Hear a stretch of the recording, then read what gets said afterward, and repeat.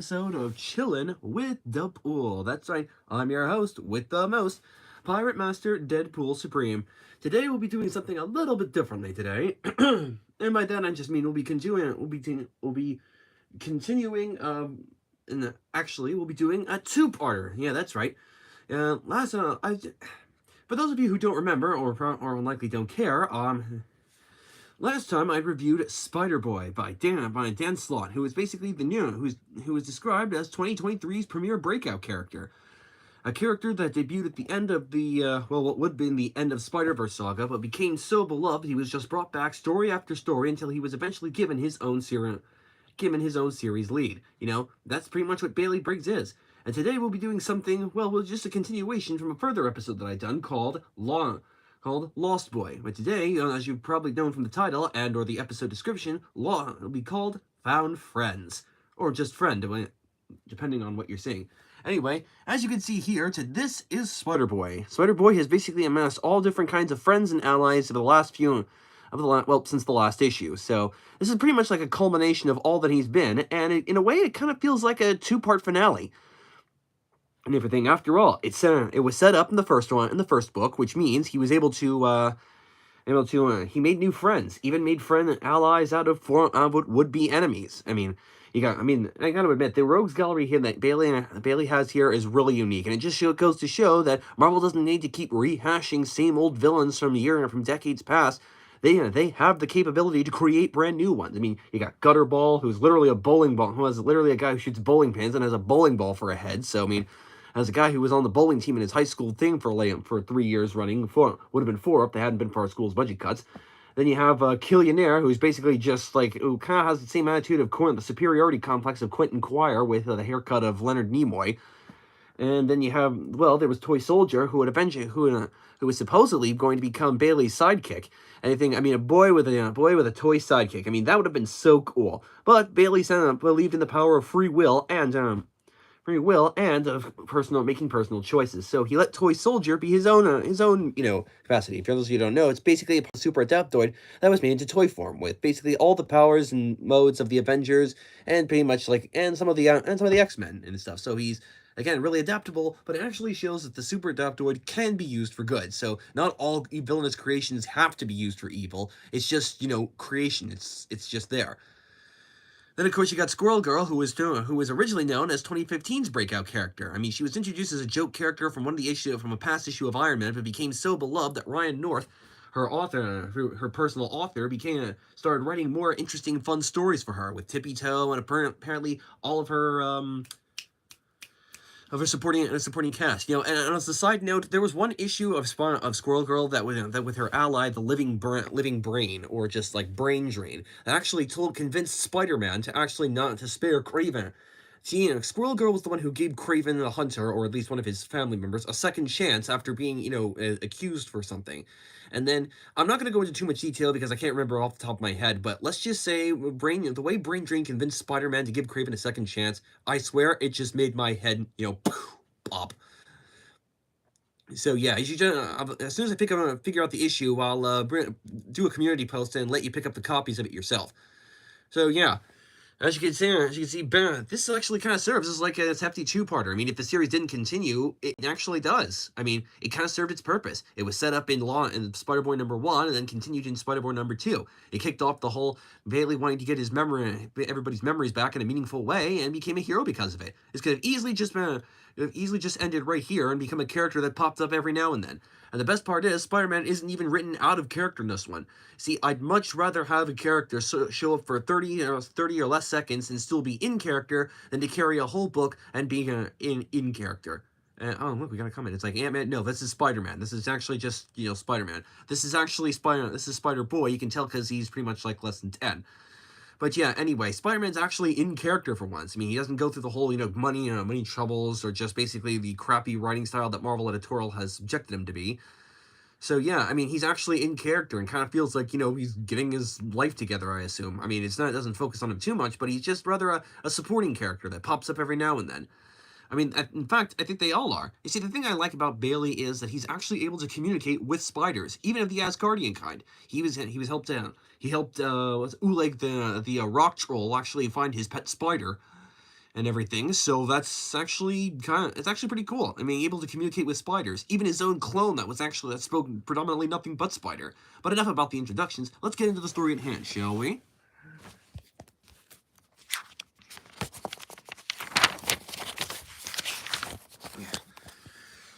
The story starts off with Madame Monstrosity, who's become Spider-Boy's predominant arch-enemy. She's the mother of Harland and Farley Stillwell. You'll remember them as the ones who created Scorpion all the way back in the original Spider-Man. She looks like some uncrazed grandma of the 1800s. I mean, I know that's probably the aesthetic that they were looking for, but you know. And of course, this kid right here, this is actually Spider. This is Boy Spider, who's actually Spider-Boy's clone. So he technically did the Clone Saga, but actually the right way.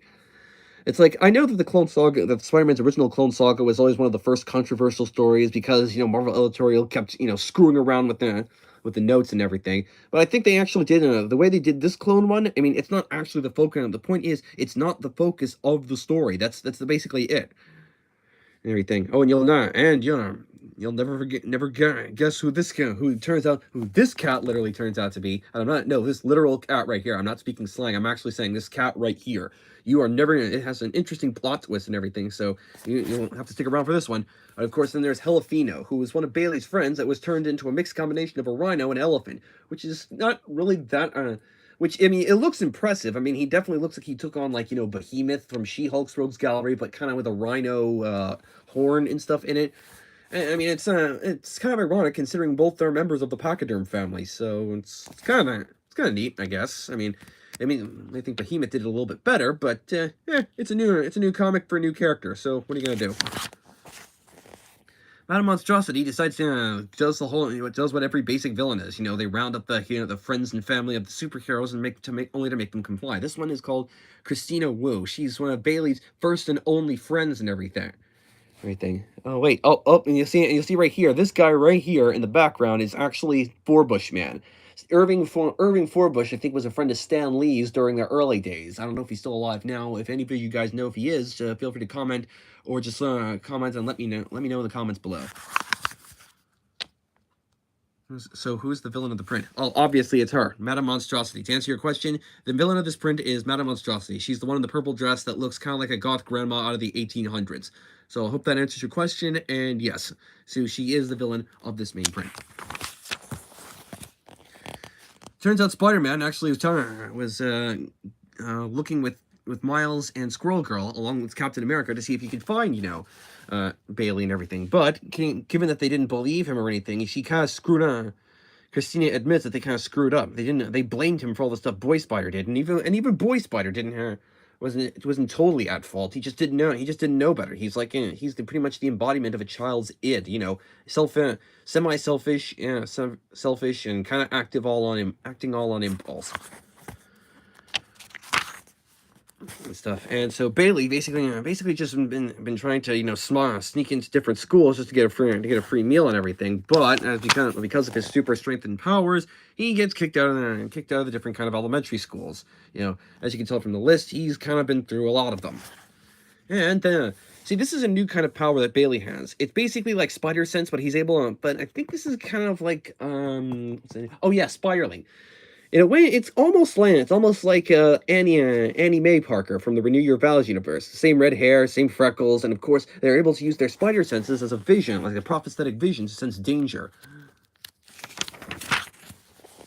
And as you can see, Bailey could use this superpower to see who's in danger and what they need to help out.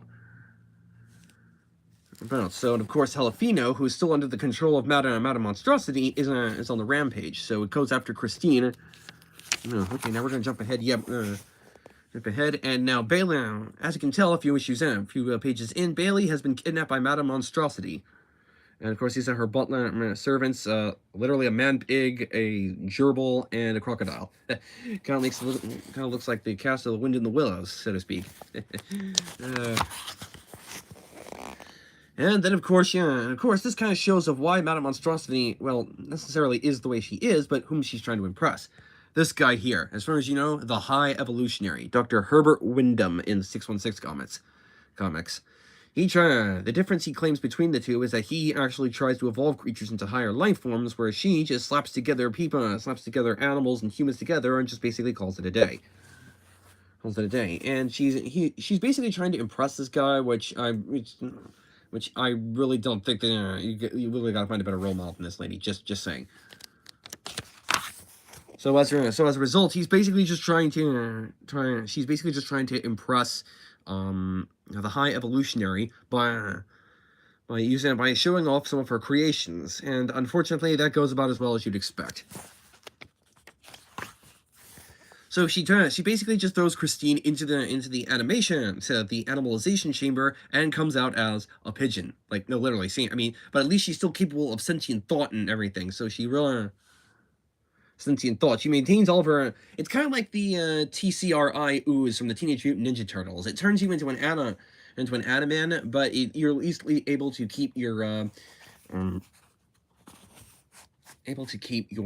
your intelligence, your thoughts, basically everything. It just alters your body. I mean, keep in mind, it might change your mannerisms, but yeah, the mutation does affect your mannerisms here and there, but you're still you. So yeah, this is kind of just like that with a Teenage Mutant Ninja Turtle sort of thing. So it's a kind of, I'd like to think of it as a nice little, crossover sort of thing. So basically, she just shows her. So Madame Monstrosity basically just shows the introductory film, and then she apparently experimented on her husband, who apparently now is an owl.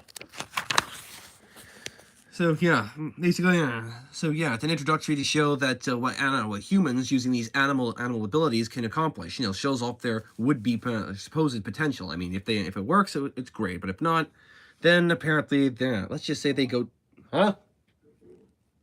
We'll be right back with these support messages.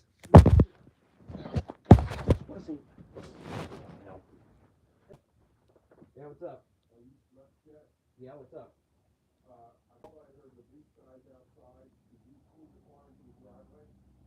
All right, now I'll get my shoes.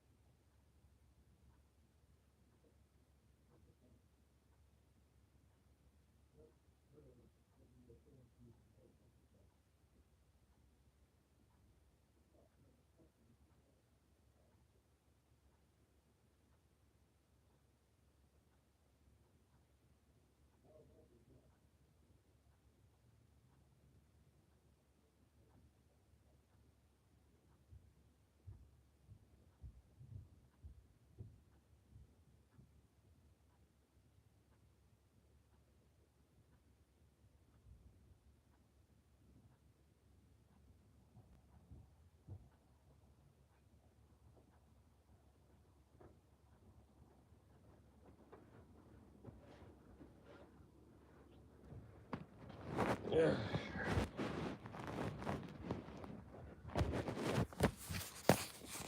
right, and we're back. Sorry for the interruption, folks. Let's just there was a bit of a scheduling error. But anyway, animals that refuse to cooperate go to the recycling unit. And let's just say for a horse going into a recycling thing, let's just say they don't necessarily are known for coming out alive.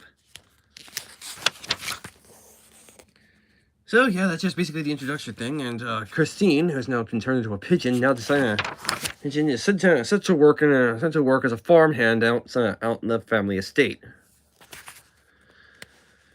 And of course, Bailey breaks free of his bonds and then fights off the animal servants, trying to friend. So as you can probably see, the artwork over here is quite pleasant, really. Really. And I think Madame Monstrosity's biggest gripe is that she made out that Bailey, unfortunately, after being unwoven from the great web of life and destiny, made everybody forget of that he even existed. I mean, it's kind of had Marvel editorials for his impromptu introduction, but they actually managed to use this trope against the villain. The villain, kind of, it's like a meta power in a way, kind of like Deadpool and She-Hulk's combined fourth wall breaking and everything. It's and Bailey uses this to mock her, saying that for such an evil genius, he's not really much of a genius. If everybody believe it, he finally knows something that she doesn't. Me, some snot-nosed little kid. Man, that must be so embarrassing. And of course, kids that make fun of old people, they don't really tend to take teasings too well. And so on and so forth. Oh, but here comes and after during the fight with the clone, or at least the subduing of the clone, Madame Monstrosity reveals the biggest twist of the series. As it turns out, the tabby cat right here that I'd mentioned before is actually Bailey's own mother. Dun dun dun. Yep, that's right. She was his mother all along. Unfortunately, the memories in the great web of life and destiny had kind of altered her, remembrance of him. But she does know Boy Spider, his clone. His clone counterpart. So I think because of the whole memory loss thing, that's why she's gravitating towards him. And as a result, Madame Monstrosity uses Monstrosity forces Bailey to help her out, lest his mother be annihilated or whatever. Oh, and it turns out apparently human animals can also talk to other regular non-human animals. So that's kind of a nifty little superpower. She also uses this as a way to send. Christine sends a messenger pigeon to carry a message over to Spider-Man to send him that Spider-Boy and me are here and in trouble. Please hurry at Stillwell Farms. Yeah, at least it shows that this Spider-Man is actually in character instead of just being cucked by Paul as per usual. So so I like that when Spider-Man is a supporting character, that's actually kind of what he was meant to be. He's a special character that not only deserves time to begin with him, but it kind of has to be used in a certain way. I'd much rather him appear like this as he does in the Spider-Boy books as a supporting character and being his original character than just being the star of his own book and just being not in character, if that makes sense. And of course, Madame Monstrosity is in the process of torturing, Bailey. And everything, yada yada. And of course, Bailey has these visions of all the people he's either let down or that he's in danger. Oh wait. Instead, he's actually showing visions that the villain, is in danger because of a rebellion uprising that's taking place within her own ranks, of how she's been, quote unquote, treating them and the like. And he's like saying, thanks for this. You touched something. He goes, world of trouble, and I'm the only one who can help you. You expect me to think I need you? He goes, all right, fine. Don't say I didn't warn you. Being the mad scientist that she is, she reluctantly agrees and decides, and takes Bailey's advice. And as a result, she ends up taking more motherly concern on Boy Spider. Oh yeah, and all of Bailey's friends and allies that he's accumulated from the last issue come as on to make a last stand to help free their friends and to stop the evil villain. You got Spider-Man, Thor, Captain America, Toy Soldier, Miles Morales, and Squirrel Girl. All of whom have been made friends and allies with Bailey since the last issue. So it's kind of like a two-part accumulation. It doesn't feel rushed. It actually just feels, more well built up and everything. So they spend the next issue just fighting and trading, and so I'm gonna skip ahead and everything too. Oh yeah, and apparently Madame Monstrosity really lives up to her name by combining all the animal traits that she has over the years into this giant dragon called the Monstrosity, which basically looks just like a dragon from Maleficent and Sleeping Beauty. So yeah. She's like where the evil queens turn into giant. She does the thing in like most fairy tales where the evil queens turn into giant monsters. Well, like I just said, it's basically just a referencing Maleficent turning into a giant dragon and everything. So it basically just shows us it's like a kid-friendly allegory to saying that now her villainous insides match her outsides match her insides, and saying if you're an ugly monster on the inside, then basically that's what chances are that's what your outsides are going to become like.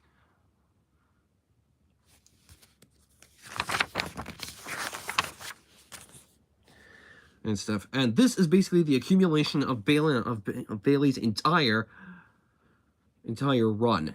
Basically where he's freed the rebellion uprising from the Stillwell Farms, all the heroes and allies that he's accumulated in the last issue, and I think this story was surprisingly well done. Well done and everything, and as a result, the Madame Monstrosity gets abducted by guess who? The High Evolutionary, and it turns out she has been made the subject of his studies. So, how the tables have turned. Dun dun dun. She ends up being turned into the very subject of study that she had made. She made the animals of her own farm. Life truly is a cycle, people, and karma really is a force to be reckoned with. In the epilogue of the aftermath or epilogue, Spider-Man and the Toy Soldier have now used their scientific intellect and know-how to try to reverse engineer all the subjects of Stillwell's Madame Monstrosity's recently freed experiments, the humanimals, or Animen, as they call it. And of course, now we're introduced to another one of Spider-Boy's new Rogues Gallery members, called Puzzle Man. He like She-Hulk and Deadpool, he is a fourth wall breaker, but apparently has the ability to like puzzles. So he's not only a fourth wall breaker, he's kind of like Clue Master and Riddler from Batman, but more kid friendly, I guess. It's okay. I mean, he's not a big time threat. He's just kind of like the Riddler and Clue Master, just prides himself on his intellect and his semi-mystical abilities. So yeah, he was able to save Christine and and